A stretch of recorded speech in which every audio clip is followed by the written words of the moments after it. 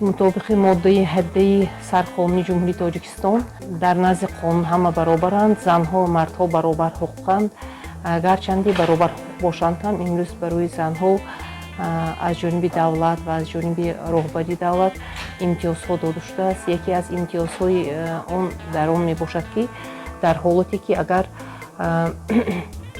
زن بی‌پرستار ماند، در این حالت نفقه برای گم کردن سرپرست، یعنی که پاپاتریو کارمیلسا میگوییم، در همین حالت نفقه برای گم کردن سرپرست تعیین کرده میشد از جانب دولت و آنها از شعبه اجتماعی در نزد حکومت دولتی همین نفقه را گرفته میتوانند. اینچنین اگر این عائله ها در نزد حکومت محلی همچون عائله های کمبضاعت به قید گرفته شده باشند، در این حالت به آنها امتیاز داده می شود برای 50% سپردن مبلغ برق. اینچنین 50% مبلغ سپردن مبلغ های خراجات های کمونالی از جمله خراجات اندازهای زمین و دیگر اندازها به نظر گرفته می شود. یعنی که در اینجا ضرور است که اون شهروندانی که اون زنهایی که امروز تنها خودشون فرزندانشون رو تربیت میکنند و همچون عائله کمبضاعت به قید حکومت محلی گرفته شدند، آنها میتوانند همین امتیاز رو یعنی استفاده برند. اینچنین مطابق ماده 34 کنستیتوسیای جمهوری تاجیکستان مادر و کودک تحت حمایه دولت قرار دارند و از همین نقطه نگاه دولت در حالتی با منزل، یعنی که با زمین یا اینکه با منزل تامین نمودن این نفران، آنها میتونند که با عریضه به حکومت محلی مراجعت کنند و در اساس قانون معین کرده قانونگذاری میتونند که با منزل تامین کردند. اینچنین این امتیازها در حالتی جراحی کردن فرزندان نیز دیده می شود. در حالتی همین کودکان معیوب بسیار وقت به حکومت های محلی مراجعت می کنند و از جانب رهبریت این حکومت های محلی دستگیری کرده شده و آنها مبلغ کمک پولی یعنی یک دفعه، این خیلی دائمی نیست، یعنی که به طریق یک دفعه همین کمک ها رسانده می شود برای گرفتن یعنی همین جراحی. اینچنین برای با خونش فرستادن همین کودکان بیرون از حدود جمهوری همین خیلی کمک پولی ها رسانده می شود.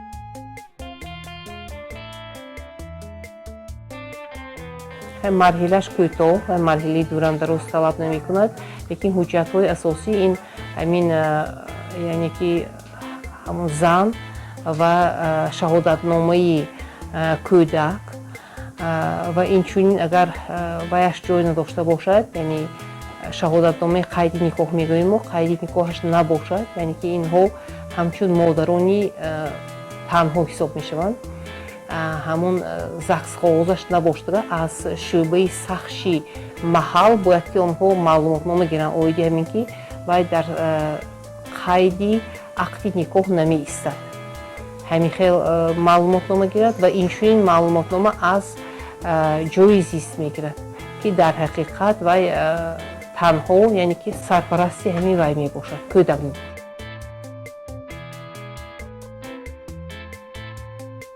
این به تمام زنها دخل داره است.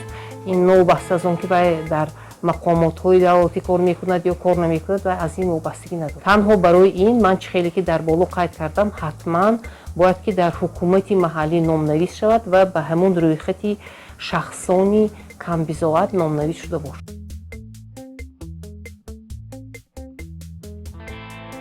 از 2 تا 5 نشان داده تا 5 نشان دهنده مقرر کرده شدگی، یعنی که اینجا 2 نشان دهنده هم از نشان دهنده هم 60 سامان حساب می شود.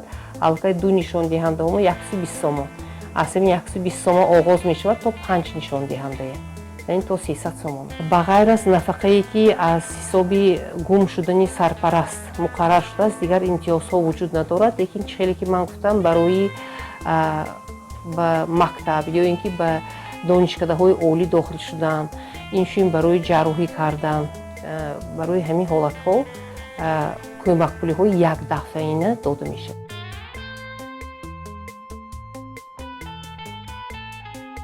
кам карданаш ва бояд ки бо мактуб огаҳ кунанд ки мана дар асоси ҳамин қонунҳо ҳамин ҳаҷми ҳамин нафақа кам шуд.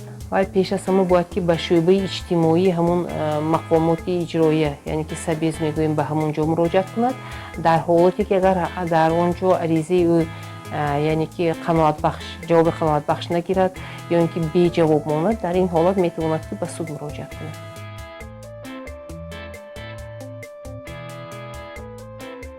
занҳое ки имрӯз тоқа мондаанд ва танҳо кӯдики худро тарбия мекунанд ва таъмин менамоянд, онҳо бояд ки бо пешниҳод кардани ариза, шиносномаи худ, нусхаи шиносномаи худ, нусхаи шаҳодатномаи таваллуди кӯдак, шаҳодатнома аз сахши ҳамун ноҳия ё шаҳр ки вай дар қайди ақди никоҳ қарор надорад, инчунин маълумотнома аз ҷои зист, ҳамаи ҳамин ҳуҷҷатҳоро ҷамъ карда бояд ки ба ҳукумати маҳаллӣ муроҷиат кунад ва дар ҳамун ҳукумати маҳаллӣ ҳамчун оилаи камбизоат ба қайд гирифта шавад. Дар ҳолати ба қайд гирифта шудан, сипас ӯ он имтиёзҳое ки имрӯз давлат муқаррар кардааст, аз он бархӯрдор шуда метавонад. Фосилаи баъд ҳамун баррасияш ин чӣ хел қонун дар бораи муроҷиати шаҳрвандон муқаррар шудааст, 1 моҳ мебошад ва дар ин ҳолат дар давоми 10-15 рӯз ҳамин аризаҳои онҳо баррасӣ мешавад. яъне ки то 1 моҳ алғай баррасӣ мешавад. баъде ки аризаи ҳамин нафар, яъне ки ҳамин зани танҳо ба қайд гирифта мешавад ва баррасӣ мешавад ва сипас ба онҳо як шаҳодатнома дода мешавад оиди он ки ин оилаи камбизоат аст ва дар асоси ҳамин шаҳодатнома алғай вай он имтиёзҳое ки давлат муқаррар кардааст истифода бурда метавонад.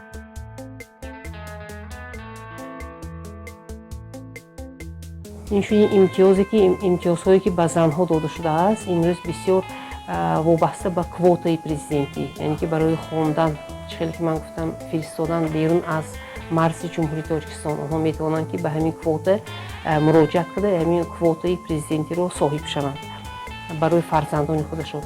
инчунин барои гирифтани замин назди ҳавлигӣ метавонанд ки бо ариза муроҷиат кунанд ва соҳиби замини назди ҳавлигӣ карданд. имтиёзҳое ки боз онҳо доранд, чӣ хеле ки ман гуфтам, кӯмакпулӣ ва дар вақти муолиҷа, яъне ки барои гирифтани ҳамин муолиҷаи фарзанд, агар вай фарзанди касал бемор бошад, яъне ки барои гирифтани ҳамин курси бемориш мегӯем, барои ҳамин муроҷиат кунонан ба онҳо расонида мешавад. ин занҳо низ имтиёз доранд, онҳо 50% ҳамон маблағи хароҷотҳои коммуналӣ, яъне ки об, барқ, андозҳои замин, андозҳои ғайримаъқул, ҳаминро 50% супурда метавонанд. Танҳо дар асоси ҳамун шаҳодатномае ки вай оилаи камбизоат дониста шуд аз ҷониби ҳукумат ҳамонгирӣ сурат мегирад. Бояд ки ҳам мақомотҳо бо ариза ва бо замима кардани ҳамун шаҳодатнома муроҷиат кунад ва сипас ҳамун имтиёзҳои худро истифода барад.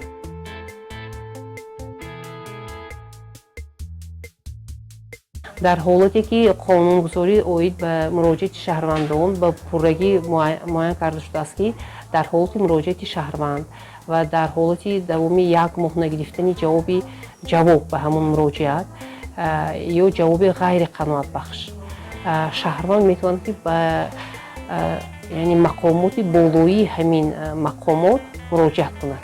яъне ки вай метавонад ки ба мақомоти алғай вилоятӣ муроҷиат кунад. вале аз сабаби надонистани қонун бисёриҳо ҳамин 1 маротиба муроҷиат мекунанд, аз сабаби он ки ҷавоб намегиранд, ҳаз начи ҷавоб нашудааст мегӯянд, аз баҳраш мебаранд. вай зан бояд ки ба ҳукумати вилоятӣ ва сипас ба ҳукумати ҷумҳурӣ муроҷиат кунад. ҳамаи ҳамун ваҷҳои худашро ба ҳамун дар аризааш ба пуррагӣ орад, ҳамаи ҳамун асосҳошро орад.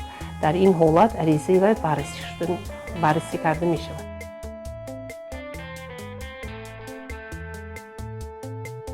яке аз имтиёзҳое ки ин занҳои танҳо ки фарзандони худро тарбия мекунанд доранд, ин бевосита аз хизмати ройгони ҳуқуқӣ истифода бурдан мебошад ки онҳо метавонанд бевосита ба адвокатҳо ва инчунин ба ташкилотҳои ғайридавлатӣ ки барои ҳамин ҳимояи ҳуқуқи инсон равона карда шудааст фаъолияташон, ба онҳо муроҷиат кунанд ва аз онҳо яъне ки хизмати ҳамин ҳуқуқи худро гиранд. онҳо метавонанд ки бевосита ба адвокатҳо муроҷиат кунанд.